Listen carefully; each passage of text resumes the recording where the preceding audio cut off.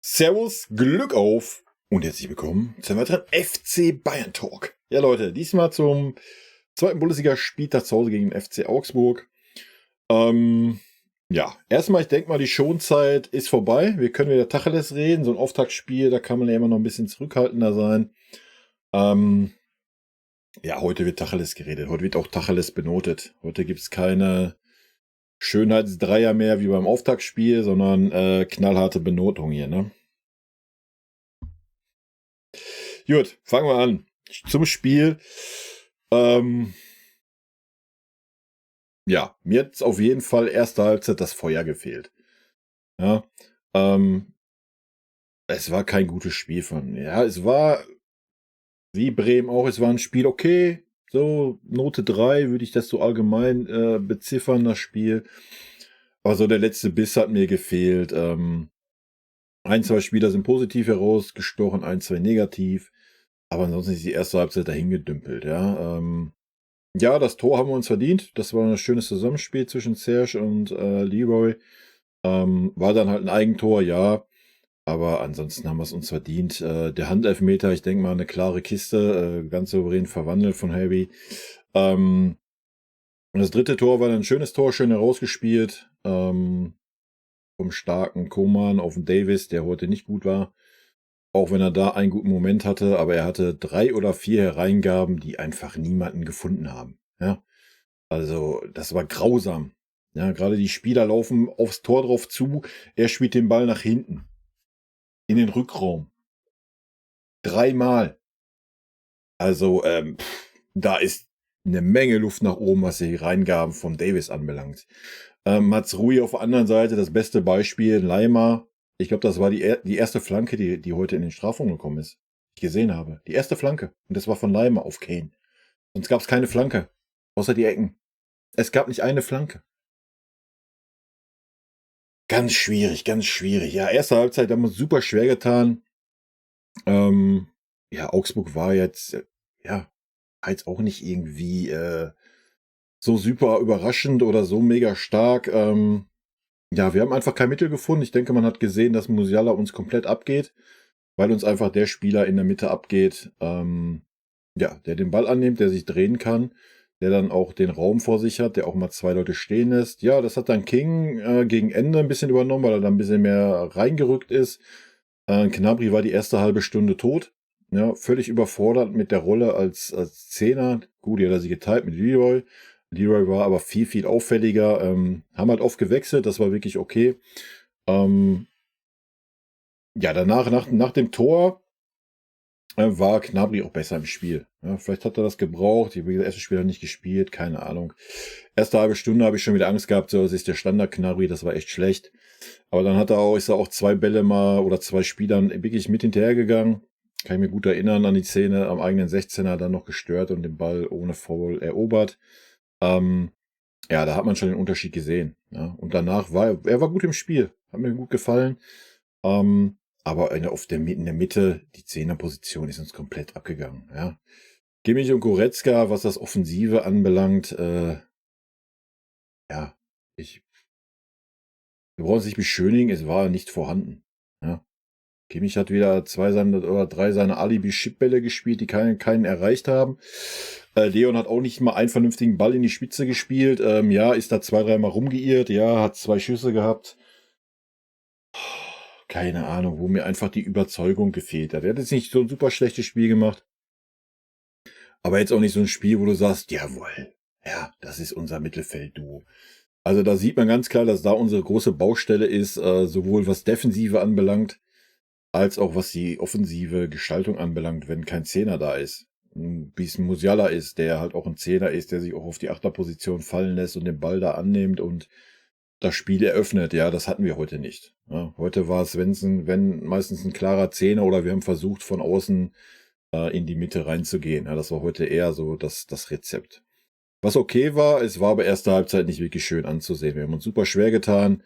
Wir haben auch nicht das Feuer drin gehabt. Gerade so die erste Viertelstunde habe ich schon mal gesagt, letzte Saison erwarte ich, egal gegen welchen Gegner, wenn wir zu Hause spielen, muss es brennen.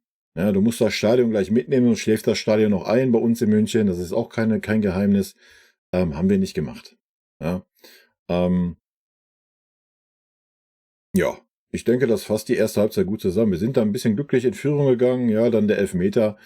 Ähm, ja, und dann waren wir gut, dann waren noch 5 Minuten bis zur Pause, da waren wir gut im Spiel. Ähm, nach der Pause war es dann auch wieder so ein bisschen, weiß ich nicht, gucken, ruhig, ruhig, ruhig, immer dieses, ruhig, ruhig, ruhig. Das geht mir richtig auf die Eier. Wir haben halt einfach 'n Kimmich und Goretzka, die einfach nicht schnell spielen können, ne? Ich meine, Kimmich hat sich heute, ich weiß nicht, ob ihr es gesehen habt, bei DAZN, Michael Ballack hat's ja ganz gut oder DAZN hat's ganz gut erarbeitet, hat's auch ganz gut gezeigt, warum Kimmich nicht so der Sechser ist, Blasels. Hat sich Kimmich ja am Anfang so echt zusammengerissen. Er hätte kaum den Ball mal angenommen. Hat ihn ja immer direkt weitergespielt. Natürlich nur quer und nach hinten, nach vorne klappt das ja natürlich nicht. Ähm, einmal hatten sie auch einen guten Doppelpass, Kimmich und Goretzka, das wollen wir nicht verschweigen. Aber ansonsten sind beide völlig überfordert mit einer schnellen Spieleröffnung. Ja, das haben wir mal über Sané und Gnabry gesehen, oder auch mal über Coman und Davis, aber durch die Mitte völlig überfordert. Also, wir haben gar keinen Speed reingekriegt. Augsburg konnte sich jedes Mal wieder stellen oder stand jedes Mal. Ja, wir hatten diese eine schnelle Aktion, dadurch ist das Eigentor gefallen. Ansonsten war es super behäbig. Ja, klar, das Ergebnis völlig okay. Wir sind am Anfang der Saison auch besser. Bin auch eher der Meinung, besser so in die Saison starten und sich steigern, um dann in den wichtigen Momenten die Topform zu haben, als wir jetzt so die ersten 8 Spieltage rasieren und dann wieder einbrechen.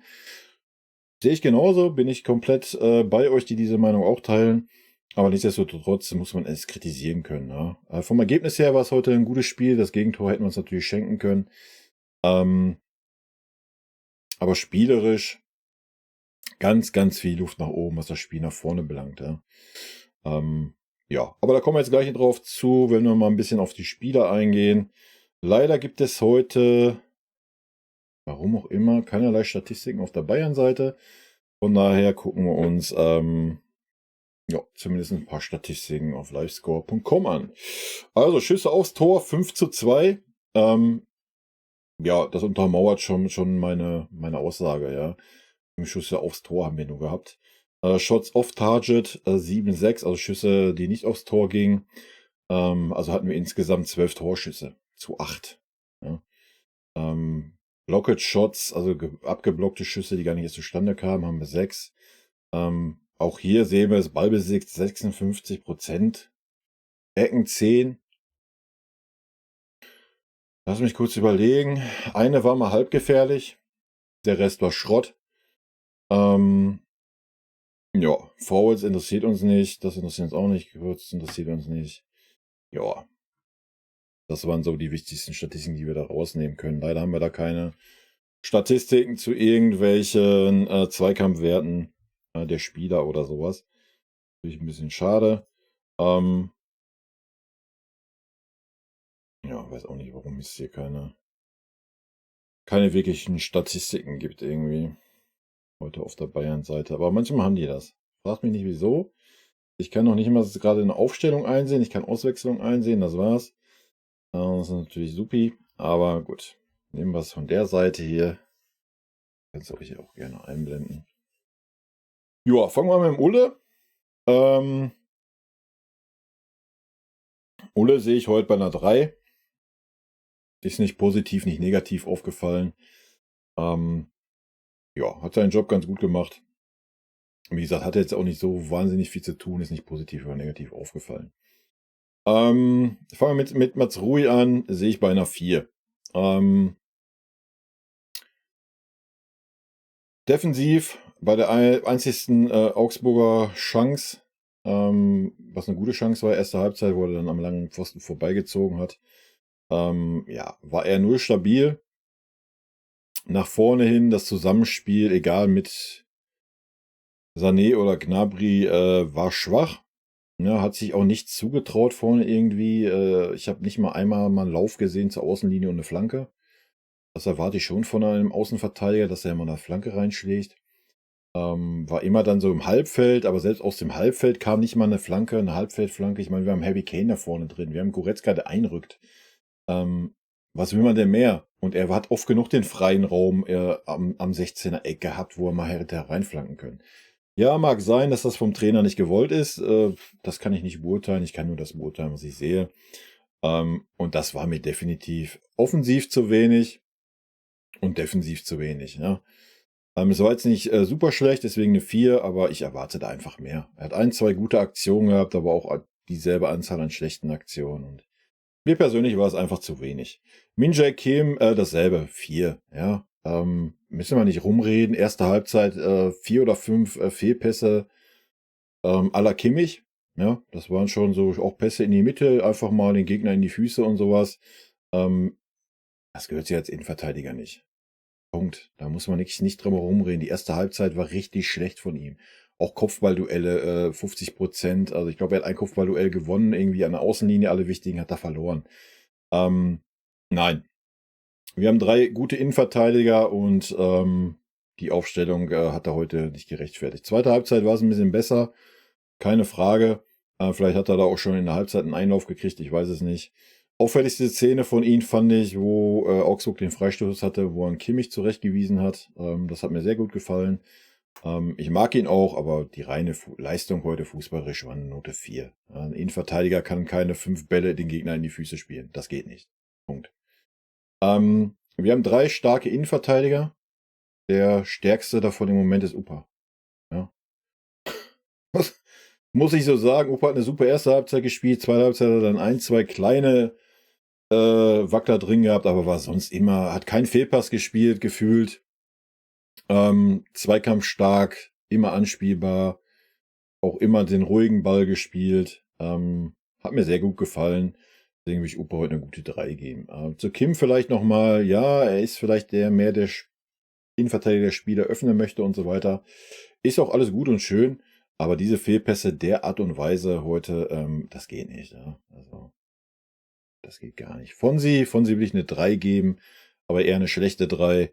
Hat 'n gutes Spiel gemacht, aber wie gesagt, er hat 4 richtig gute, Chancen gehabt, die Flanke oder 'ne Flanke oder 'n Querpass reinzuspielen und hat dreimal noch nicht mal 'n Mitspieler gefunden. Also, das ist, ja klar, das Tor hat er so gut vorbereitet, gar keine Frage, aber da muss mehr kommen.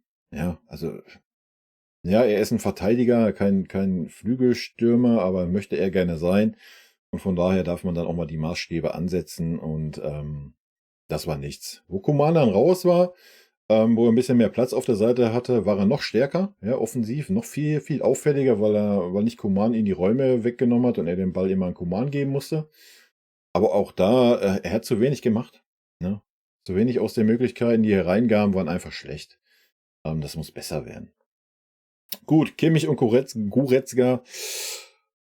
Oh,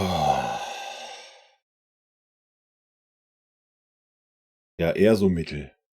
Sage ich euch, wie es ist. Ja, Goretzka hat ein, zweimal im 16er mitgeholfen bei uns, hat einmal auch, wichtig gerettet, hat vorne 2 Schüsse gehabt, ähm, aber dafür, dass er der Box-to-Box-Spieler sein soll, war das viel zu wenig, ja. Ich habe keine Spieleröffnung von ihm gesehen. Ich habe nicht mal ein gutes Anspiel von ihm gesehen. Wie gesagt, die einzig gute Szene, die beide hatten, war der Doppelpass erste Halbzeit in der eigenen Hälfte. Das war wirklich gut gelöst, haben sie gut gemacht. Ich möchte auch beiden nicht absprechen, dass sie wollten, ja, aber ja, ich habe es vorhin schon gesagt in der Zusammenfassung, beide lahmarschig im Spielaufbau, wenn Spielaufbau überhaupt über sie ging, eigentlich gar nicht.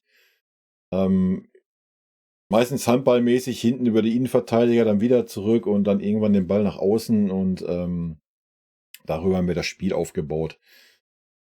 Ja, wenn ich dann, Leon Goretzka und Joshua Kimmich heiße, ist das ein Anspruch, der nicht passt. Von daher würde ich heute ja, wenn ich human bin, würde ich sagen, beide eine 3 minus. Wenn wir knallhart sind, so wie ich's am Anfang gesagt habe, sehe ich beide bei einer 4.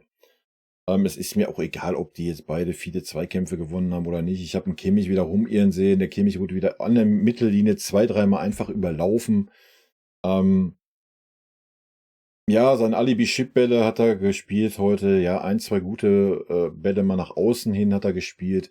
Aber auch von ihm habe ich nicht mal irgendwie ein, 2, 3 gute Bälle in die Spitze gesehen, dafür, dass er unser doch so toller Spielmacher sein möchte. Und defensiv brauchen wir beim Kimmich gar nicht anfangen, ja. Ähm das war wieder nichts, wirklich gar nichts. Ja, er hat sich im Spielaufbau mal zwischen die Innenverteidiger fallen lassen, dass er mal einen Ball angenommen hat. Ähm, ja, laufen beide meines Erachtens nach der Form hinterher. Und ja, es ist ein Schlag ins Gesicht für Leimer und auch Gravenberg, ja, dass die sich da nicht mal zeigen dürfen. Also ich fand beide heute schwächer wie gegen Bremen. Ähm, Mag ich mit meiner Einschätzung alleine dastehen, ist mir Wurst. Das ist meine Einschätzung zu den beiden. Gnabry habe ich vorhin schon so ein bisschen gesagt, erste halbe Stunde fand ich ihn schlecht. Ähm, Musste er irgendwie seine Position finden, das Wechselspiel, ja. Wenn er über außen kam, hat man ihn mal wahrgenommen, da war es echt okay, weil viel auch über die rechte Seite ging am Anfang. Aber wenn er auf der Zehnerposition war, war er komplett überfordert, komplett lost. Ne? Also da waren Sané viel, viel auffälliger, muss man einfach so sagen. Tor haben sie dann super, super Zusammenspiel, das hat mir gut gefallen. Und danach waren Serge auch viel, viel besser im Spiel. Ja? Viel, viel agiler, hat aber auch heute mit nach hinten gearbeitet, das hat mir gut gefallen. Aggressiver, wie es so ein Kimmich tut. Ja? Muss man mal ganz klar sagen. Auch ein Goretzka. Könnte ich euch 2, 3 Szenen rauszeigen, wenn man das hier dürfte. Wo er einfach trabt. Ja, und dann so, ja, an der Mittellinie, ich trab mal. Und dann siehst du den Sané an ihm vorbeirennen, der mit nach hinten arbeitet, ja. Oder auch ein Gnabry. Hallo, du bist der Sechser und der andere Sechser steht noch weiter vorne und guckt sich das ganze Geschehen an oder wird an der Mittellinie überlaufen. Da kriege ich einen Kackreiz. Ja, da kriege ich einen Kackreiz. Ja, aber haben wir abgehakt, beide 4. Serge sehe ich bei einer 3. Wie gesagt, erste halbe Stunde fand ich ihn jetzt nicht so prall. Wenn er da noch ein bisschen besser gewesen wäre, hätte ich ihn auch bei einer 2 gesehen. Leroy sehe ich bei einer 2. War super auffällig, war für mich der auffälligste Spieler offensiv. Ja, hat ein, zwei Mal die falsche Entscheidung getroffen, hat dann noch den Pfosten getroffen. Aber war der Mann vorne. Wenn irgendwas vorne ging, dann über Leroy. Ja, von daher eine 2. King war auch schwach. Erste Halbzeit oder generell so die erste halbe Stunde auch, ähnlich wie Gnabry. Konnte sich gar nicht durchsetzen über die Seite. Über die Seite ging aber fairerweise auch nicht viel. Wenn den Ball dann quer oder nach hinten auch gespielt, das war echt auch sehr, sehr wenig. Aber auch da, umso länger das Spiel ging, umso besser wurde King. Ich denke, vielleicht gab es da auch in der Halbzeit irgendwie eine Ansage, dass er ein bisschen mehr in die Mitte ziehen soll, wenn er über außen kommt. Das hat er dann zweite Halbzeit gut gemacht, hat dann auch den Ball auf Davis gespielt, der dann auf Kane. Da hat er mir ganz gut gefallen, von daher sehe ich es wie beim Serge, so eine 3. Ja, denke, damit ist er ganz, ganz gut bedient. Vielleicht, ja, lassen wir es mal bei einer 3. 3 minus vielleicht. Wie gesagt, ich erwarte von King einfach auch ein bisschen mehr. Ja. Auch er hat ein, zwei Hereingaben gehabt, die einfach ins Niemandsland gingen. Da erwarte ich einfach auch ein bisschen mehr. Aber er war auf jeden Fall bemüht, ja. Hat auch nochmal ein, zwei Schüsse gesucht. Ja. Ansonsten Harry Kane, ja, war wieder wie gegen Bremen. Man hat das Gefühl gehabt, so, ja, Leute, wir spielen jetzt erstmal so die erste halbe Stunde, ähm, als wäre Harry Kane nicht in unserer Mannschaft. Ja, nicht mal ein Anspiel, nicht mal irgendwie versucht, ins Spiel einzubinden. Alles um ihn drumherum. Fand ich nicht gut, hat mir nicht gut gefallen. Dass er jetzt nicht so das Laufwunder ist, wie es so ein Tell ist, ja, dass er jeden Ball dahinterher hittet oder wie es so ein Müller ist, wenn er reinkommt, ist völlig legitim. Es ist halt einfach seine Spielweise. Und er hat ja am Ende des Tages 2 Hütten gemacht, hat für mich auch ein gutes Spiel gemacht, hat auch hinten wieder bei den Ecken und Freistößen die Birne hingehalten, bevor es irgendein Innenverteidiger tut. Ja, aber das muss besser werden. Ja, das muss besser werden. Zweite Halbzeit war es dann ein bisschen besser, wie ich fand. Da hat man ihn zumindest mal versucht, ihn zu suchen. Aber wie gesagt, die Hereingaben von Davies oder auch Coman waren scheiße. Die waren einfach scheiße. Und von rechts gab es erst gar keine. Ja? Mazrui, I don't know. I don't know. Ich weiß es nicht. Wie gesagt, vielleicht sind das alles irgendwie Ansagen. Ich kann es euch nicht sagen. Ja, das ist meine Meinung. Harry Kane will ich eine 2 geben. Hat mir gut gefallen, auch hinten, wenn er war. Er hat Anweisungen gegeben, hat versucht, da auch noch ein bisschen zu pushen. Alles das, was man von so einem Führungsspieler erwartet. Kommen wir zu den Einwechslungen. Wow. Ja, gut. Müller war komplett unauffällig. Fairerweise muss man sagen, dass wir dann auch, ja, das Spiel nach vorne eingestellt haben. Ja, warum auch immer. Ich meine, wir spielen zu Hause. Wir haben 3 Auswechslungen. Ja gut, Leimer hat dann noch mal die Flanke geschlagen auf Harry Kane. Aber so wirklich jetzt mit voller Konsequenz noch mal nach vorne, auch nach dem 3:1, ähm, ja, wollten wir nicht. Konnten wir nicht. Ich kann es euch nicht sagen. Ähm, Finde ich immer ein bisschen schade vor ausverkauftem Haus, gerade wenn dann so die Frischen reinkommen, dass man dann so die Gänge komplett rausnimmt irgendwie gefühlt. Aber vielleicht ging einfach nicht mehr, ich weiß es nicht. Auf jeden Fall, Müller war nicht auffällig. Müller hatte 1, 2 Dinger, wo er hier wieder hinterhergerannt ist wie so ein Bekloppter. Aber ansonsten hat er auch nicht immer irgendwie einen Ball gekriegt, den er irgendwie verarbeitet hätte können oder sowas, ja. Hat sich reingehauen, ja, war bemüht. Aber wie gesagt, das ist ganz schwer, da jetzt noch zu bewerten. Leimer hat mir gut gefallen. Für Mats Rui, habe ich schon gesagt, war die einzige Flanke im Spiel, ja. Ansonsten hat er den Rechtsverteidigern ganz gut gegeben. Wenn man es dann gesehen hat, ich weiß gar nicht, was die Ecke oder der Freistoß, er war dann auch der Erste, der rausgerückt ist und schon wieder gepresst hat, ja. Das ist einfach eine Stärke, die uns komplett abgeht, wenn Kimmich und Goretzka spielen, ja. Du hast keinen, der mal anläuft, der mal Gas gibt und versucht mal den Ball, ähm, ja, in der gegnerischen Hälfte dem Gegner abzunehmen, wenn der Gegner gerade in der Vorwärtsbewegung ist, damit wir dann mal Raum haben. Wir hatten 0 Raum erste Halbzeit, deswegen war das Spiel auch so super statisch und super langweilig anzugucken. Und dann haben wir noch Alternfußball gespielt, ohne Speed. Ja? Deswegen geht uns so ein Leimer komplett ab. Ich verstehe es nicht, warum er nicht spielt. Selbst wenn er auf der Sechser-Position spielen sollte, wo ich ihn auch noch als verschenkt sehe. Wenn es eine Doppel-6 ist, dann ist er ja auch immer ein bisschen vorne, vor dem Kimmich. Ja, keine Ahnung. Ich will das Thema Kimmich auch nicht mehr machen. Ich mache das hier seit 1,5 Jahren auf diesem Kanal. Kimmich gehört einfach mal aus der ersten 11 raus. Punkt. Ohne Diskussion, da gibt es nichts zu diskutieren. Ja? Ob er die Binde am Arm hat oder in China fällt ein Sack Reis um, Alter. Er bringt einfach keine Leistung, er verlangsamt das Spiel in jeglicher Form. Defensiv ist er eine Nulpe, läuft überall rum, wo er nicht hingehört. Kriegt die Fresse nicht auf dem Platz, ja. Ich habe Kimmich nicht einmal irgendein Kommando geben sehen, seitdem ich ihn da ein bisschen genauer beobachte. Nichts. Ja. Major Kim und Harry Kane. So, die geben, selbst ein Delicht, wo er auf dem Feld war. So, die geben Anweisungen. Hier, so, so, so. Vom Kimmich siehst du das nicht einmal. Ja, aber er trägt die Binde. Als was? Als stummer Anführer oder was?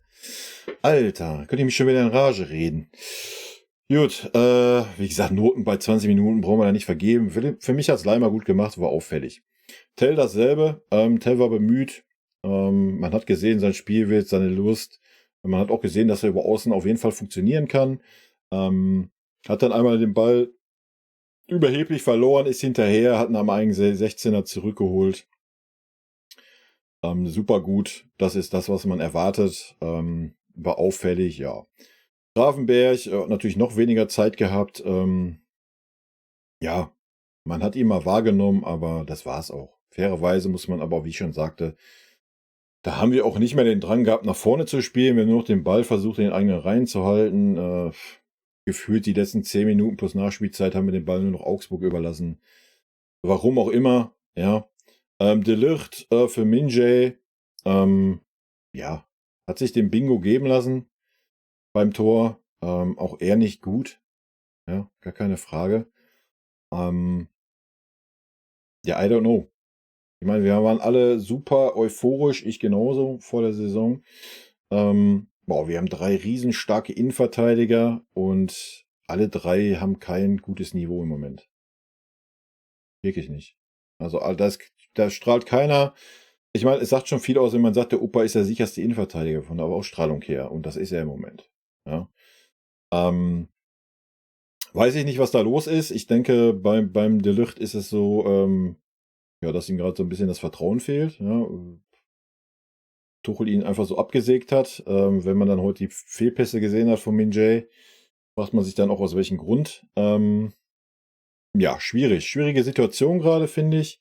Klar, können wir jetzt argumentieren, dass es auch daran liegt, ja, dass die Sechserposition da meistens nicht besetzt ist oder wenn dann schlecht besetzt ist. Aber nichtsdestotrotz sahen unsere Innenverteidiger Upper war okay, aber die anderen beiden. Da jetzt De Ligt zu beurteilen bei 10 Minuten ist schwierig, wirkte aber auch verunsichert. Ja, muss man fairerweise sagen. So sehr ich ihn mag, sah beim Gegentor nicht gut aus, konnte aber auch jetzt auch nicht mehr viel machen. Hat den Körper noch reingedreht, ja, hat er den Bingo gekriegt. Ist halt wie es ist. Ja, ich denke, wir haben viel Steigerungspotenzial. Ich denke, es muss auch langsam gesteigert werden. Sonst gibt es gegen Leverkusen ganz, ganz große Schwierigkeiten. Und das Spiel ist in 2 Wochen.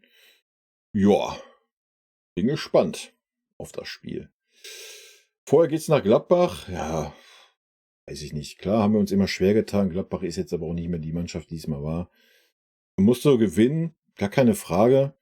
Aber es muss eine Leistungssteigerung her. Ja. Gegen Bremen war es mittel, heute war es nochmal mittel im Heimspiel, wo eigentlich richtig brennen muss. Ja, ich bin gespannt. Es war jetzt nicht irgendwie so super schwach wie in der vorigen Saison, aber ja, heute hat man so das Mittelfeld, also das defensive Mittelfeld plus die Verteidigung hat man irgendwie, weiß ich nicht, die war nicht so richtig da, ne? Die war nicht so richtig on fire, mal abgesehen vom Opa. Vorne war okay, wie gesagt, Leroy und Gnabry und auch Coman waren super bemüht, aber auch da erwarte ich so die erste Viertelstunde, 20 Minuten. Man muss brennen, man muss knallen, du spielst zu Hause, Alter, du musst zeigen, wer du bist, ja? Und das haben wir nicht hingekriegt. Wir haben ganz super lahmarschigen Fußball gespielt. Wir haben keinerlei Mittel gehabt, irgendwie, weiß ich nicht, schwierig. Es war jetzt nicht so ein super schlechtes Spiel, versteht mich nicht falsch. Ähm, Andere Vereine würden sich freuen, wenn sie so eine Spiele auf diese Art und Weise 3:1 gewinnen. Aber wir haben hier halt einfach mal ein bisschen andere Ansprüche, wa? Und denken halt schon ein bisschen weiter, als wie nur gegen Bremen und Augsburg zu gewinnen. Muss man mal ganz klar so sagen. Und ja, ich denke mal, gegen Gladbach wird schon mal ein Tacken interessanter werden. Und dann spielst du gegen Leverkusen, wa? Ja, da bin ich gespannt. Da muss eine Steigerung aber locker um 50% kommen. Also sage ich euch, wie es ist. Gerade was die Defensive angeht. Ja. Naja, ich bin gespannt, welche Schlüsse Tuchel aus dem Spiel ziehen wird. Innenverteidigung, wenn man ehrlich ist, muss Minjay raus. Ja. Also wer sich so eine 5 Fehlpässe erlaubt, kann, bietet für mich so viel Angriffsfläche, dass man nicht sagen kann, jo, du bist jetzt im nächsten Spiel wieder drin, wenn man 3 Innenverteidiger auf Augenhöhe hat.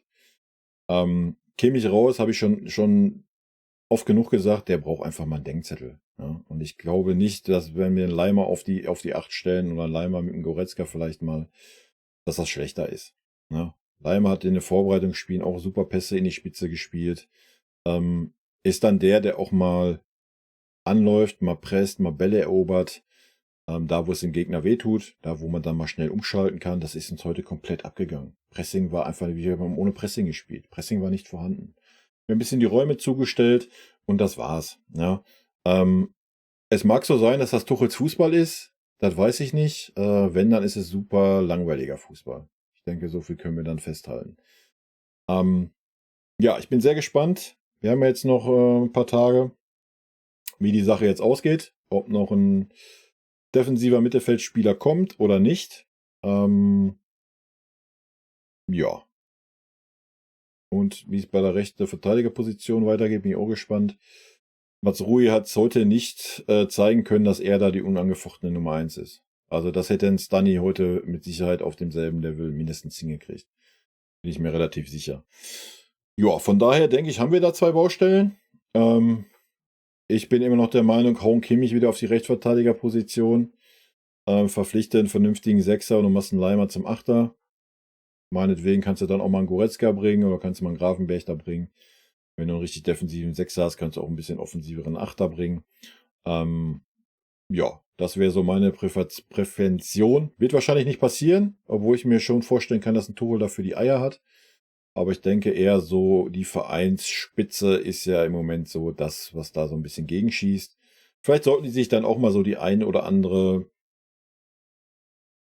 Analyse von The Zone oder so mal reinziehen. Ja, die haben es ganz gut aufgezeigt, welche Art. Es geht nicht darum, dass Kimmich kein Sechser ist oder sowas. Ja, wie gesagt, Kimmich und Goretzka haben mal gut funktioniert. Ja, beide haben aber nicht ihre Topform und das seit 1,5 Jahren nicht. Das ist mal Punkt 1. Und Punkt 2 ist, ein Kimmich will mittlerweile alles. Wir sehen es daran, dass der darf immer noch die Ecken schießen, oder das Thema, das Fass will ich jetzt gar nicht wieder aufmachen, ja. Ähm, Es ist nur noch zum Kotzen, Alter. Es ist zum Kotzen. Der Mann muss einfach mal auf die Bank für 2, 3 Spiele, damit er mal geerdet wird, ja. Und stell mal Leimer auf die 8, Alter. Garantiere euch, der marschiert. 100 Pro. Ja, aber ob wir das jemals sehen werden bei uns, ich wage es zu bezweifeln. Und es ist halt wieder super schade, dann auch für so einen Spieler wie Gravenberch oder ähm, ja, sonstige Versprechen, die da auf dieser Position verpflichtet werden und dann immer ignoriert werden, weil da die beiden, die immer spielen, Alter. Das ist zum Kotzen einfach. Naja, gut. Wie gesagt, das Ganze kam jetzt bestimmt sehr negativ rüber. Soll das gar nicht sein, aber das ist einfach meine Meinung und die Ansprüche, die wir haben, dafür war das heute nicht viel. Und dafür, dass es das erste Heimspiel war, dann noch von Harry Kane und auch Min-Jae. Vielleicht war Min-Jae ein bisschen nervös, deswegen die Fehlpässe, ja, kann man vielleicht irgendwo verstehen. Nichtsdestotrotz, ja, muss er dann einfach beim nächsten Spiel halt erstmal draußen sitzen und warten, dass der nächste Innenverteidiger wackelt. Und dann kann er wieder rein. Das ist ja das, was Tuchel argumentiert hat, warum De Ligt draußen sitzt. Ja. Und heute haben wir definitiv einen wackeligen Innenverteidiger gesehen. Von daher bin ich da gespannt. Wir haben auch einen durchschnittlichen oder 2 durchschnittliche Sechser nur gesehen. Da bin ich auch gespannt, ob ein Leimer die Chance bekommt. Wir haben aber auch nur einen ausreichend guten Rechtsverteidiger gesehen. Ja, das ist auch eine Baustelle. Also es ist nicht so, dass wir keine Baustellen hätten. Ich sage ja, alles, was defensiv im Moment ist so mittel. Offensiv sieht's echt gut aus, ja. Hätte ich selber nicht gedacht, dass ein Gnabry sich nochmal so reinbeißt. Auch in Sané macht's im Moment gut. Ja, klar, mit Musiala ist jetzt ärgerlich, haben wir heute gesehen, dass er uns wirklich abgeht als Bindungsstück in die Offensive. Ja, aber auch Koman und Davis über links immer, wenn er sich offensiv einschaltet, das ist schon okay. Ja, ansonsten, ich hätte mir natürlich auch einfach mal gewünscht, man spielt mal eine Dreierkette. Also wir haben 3 Granaten-Innenverteidiger. Das wäre doch eine Dreierkette, Alter, da träumen andere von. Ne? Und wir haben das Spielermaterial auch, um in der Dreierkette zu spielen. Also wäre doch mal eine Sache gewesen. Und dann hättest du vielleicht auch mal diese Diskussion Holding Six sein lassen können. Ja? Weil wenn du 3 Innenverteidiger hast, hast du immer 3 Leute hinten. Ja, aber was weiß ich, ist aber vielleicht einfach nicht Tuchel seine Philosophie, was okay ist. Ja, aber das wäre eine Sache, die ich mir auch sehr gut hätte vorstellen können. Aber gut, wir werden sehen, wie es weitergeht. Die Ergebnisse stimmen im Moment. Die Spiele sind noch so mittel. Jetzt geht's dann nach Gladbach. Ich bin sehr gespannt. Da muss eine Steigerung herkommen, auf jeden Fall. Ja, aktuell haben wir Harry Kane, wa? Und ein Sané, wenn er Bock hat, ist er Bombe. Gnabry hat im Moment auch Bock. Das sieht auch gut aus. Wie gesagt, ich denke auch, die beiden profitieren einfach von so einem Harry Kane, was Druck anbelangt und so weiter und so fort. Nimmt denen einfach eine Menge Druck weg, wenn da so ein gestandener Stürmer ist, ja, der dann auch so die Verantwortung übernimmt, sich da auch nicht scheut.